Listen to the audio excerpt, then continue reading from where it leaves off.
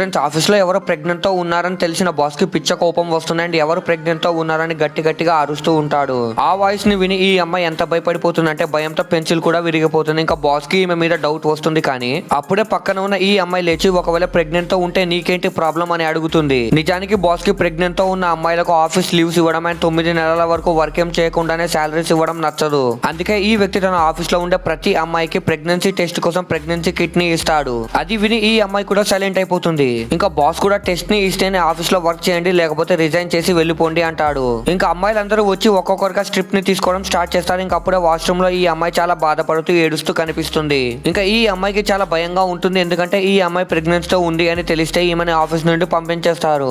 ఇంకా ఈ అమ్మాయి తనకి ధైర్యం చెప్పి ఏం చేసిందో చూసే ముందు మీకు ఈ డబ్బుల కంటే మీ అమ్మ ప్రేమ గొప్పదని భావిస్తే వీడియోని లైక్ చేసి ఛానల్ ని సబ్స్క్రైబ్ చేసుకొని కమెంట్ లో లవ్ యూ మా అని టైప్ చేయండి. చివరికి ఈ అమ్మాయి ఈమెకి ఫేక్ ప్రెగ్నెన్సీ రిపోర్ట్ ని రెడీ చేయడంలో హెల్ప్ చేస్తుంది. దానితో ఈమె బాస్ నుండి తప్పించుకుంటుంది.